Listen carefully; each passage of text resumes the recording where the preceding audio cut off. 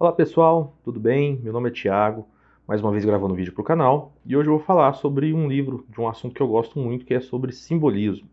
Tá? Eu vou apresentar para vocês uma obra do romeno Michel Eliade, que é Imagens e Símbolos, ensaio sobre o simbolismo mágico religioso. Tá? Ah, Bom, antes de mais nada, para falar do autor, que é o Michel Eliade, ele é um romeno, né? Ele foi professor, é um cientista das religiões, tá?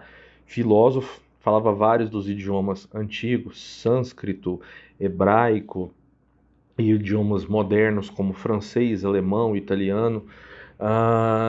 Então, ele é um cara que entende muito dessa área e com certeza ele é um referencial no que se tange a esse assunto, que é a religiosidade, crenças religiosas, seu surgimento, a sua história. Esse livro especificamente, ele vai falar de um assunto muito interessante, que são imagens e símbolos, tá? Bom salientar que os símbolos, eles fazem parte da psique humana, né? A questão é que muitas das vezes nós não percebemos todo o simbolismo, às vezes, que está presente, por exemplo, dentro da religião, dentro de algumas crenças, né? Ele diz bem no início do livro o seguinte: o pensamento simbólico faz parte do ser humano e é anterior à linguagem e à razão discursiva. A imagem, os símbolos, os mitos não são criações irresponsáveis do psiquismo, mas correspondem a uma necessidade e preenchem a função de revelar as modalidades mais secretas do ser. Estudá-los nos leva a conhecer melhor o homem, o unicamente homem, isto é, aquele que ainda nos compôs com as condições da história. Então, partindo desse ponto, que as imagens e símbolos já estão presentes no ser humano, né, muito antes do surgimento da linguagem, ele faz uma série de reconstruções de imagens e símbolos que, que penetram o nosso dia a dia. Por exemplo, ele vai falar sobre, quando ele está se referindo à crença religiosa, ele vai falar sobre o símbolo do centro do mundo. Então ele vai fazer uma reconstrução do simbolismo do centro do mundo. Então ele vai falar, por exemplo, que os templos religiosos são o centro do mundo e que existia os mitos referentes àquela árvore. Alguns, se nós adaptarmos ao cristianismo, a árvore que estaria no centro do mundo seria aquela árvore que estava no jardim do Éden. E aí ele faz a reconstrução desse simbolismo. Nós sabemos que existe o simbolismo da árvore na mitologia nórdica, né, Yggdrasil, e dos seus galhos. Nós sabemos que esse simbolismo muitas das vezes está ligado à cruz, à crucificação de Jesus Cristo e essa árvore que faz ligação entre aquilo que é terrestre, aquilo que é celeste, né? Simbolismos relacionados à interconexão de três níveis, então entre o inferno, a terra e o céu. Ele vai falar do simbolismo da criação, por exemplo, do ser humano.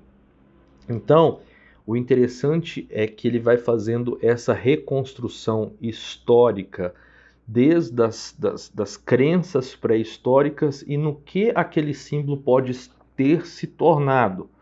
Então, por exemplo, ele vem mostrar logo no início do seu estudo as incorreções freudianas acerca do totemismo referentes ao surgimento da crença religiosa. Ele vai falando que essa tese, já quando Freud escreveu a respeito disso no Totem Tabu, em outros livros, isso já estava incorreto. Inclusive, ele é um grande crítico de Freud, Marx,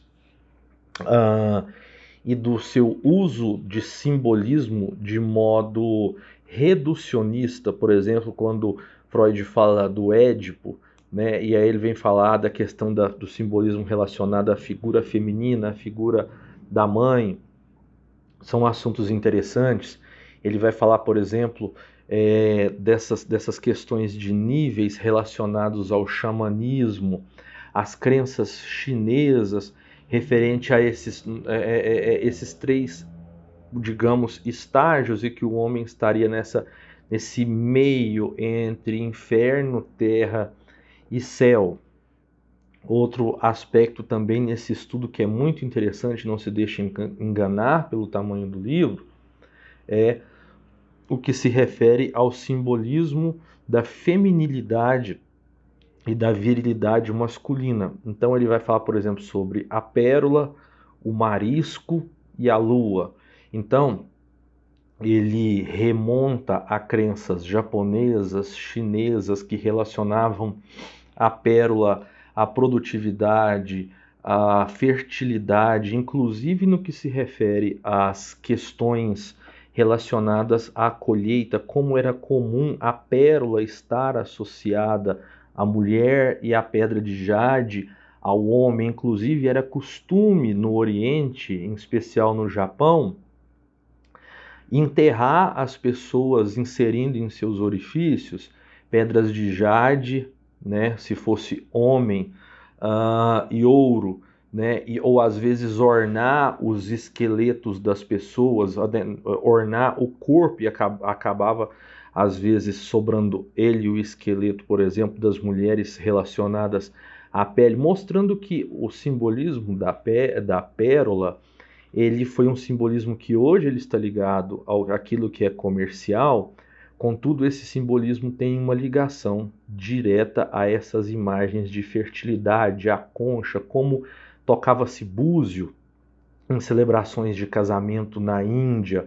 Então, assim, para quem gosta de estudo acerca de religião, simbolismo, é extremamente interessante como ele reconstrói esses símbolos, alguns mitos, desde essas sociedades pré-históricas, passando pelas cosmológicas, até, digamos, por exemplo, ele faz a questão da pérola. Outra questão muito interessante que ele já vai entrar no final do livro é o que se refere ao simbolismo da água e do batismo. Ele passa pelo simbolismo dos deuses dos nós, né, o Mitra Varuna, e aí mostra como existia isso e faz desde as crenças indianas até salmos bíblicos falando da rede do Todo-Poderoso. E aí ele fecha com a questão do simbolismo que está relacionado às águas. E aí ele vai falar dos mitos referentes ao dilúvio, anteriores à escrita bíblica, a questão da morte e renascimento relacionados ao batismo, traz a figura de Jesus Cristo, inclusive salienta como o catolicismo, na reconstrução e na utilização, como ele aprimorou esse simbolismo, essa linguagem simbólica que muitas das vezes nós não nos atentamos, essa linguagem está presente na Bíblia. Então ele fala a questão que Jesus venceu a morte, quando ele desceu às profundezas da água, se batizando e nascendo para a nova vida, através da renovação do batismo, apesar dos cristãos não acreditarem que Jesus tenha cometido qualquer pecado, mas ele vem falando desse simbolismo e como o cristianismo, em especial o catolicismo aqui, porque isso é muito mais presente, o catolicismo é uma religião muito rica no que se refere à simbólica, e como o cristianismo enobreceu esses mitos relacionados à água, ao batismo, a essa passagem e ritos de iniciação.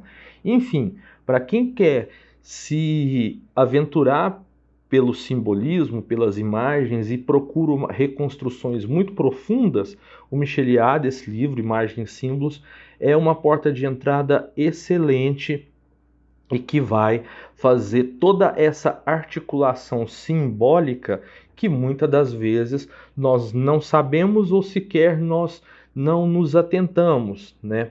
Falando da questão do mito, da reprodução de um mito, por exemplo, e da saída do tempo que nós vivemos, digamos, o nosso estágio temporal, para entrar num tempo ou retornar a um tempo passado, quando nós reproduzimos um rito, por exemplo. É extremamente interessante. Nós poderíamos pegar, por exemplo, a questão do exemplo da missa, né, da celebração da Eucaristia.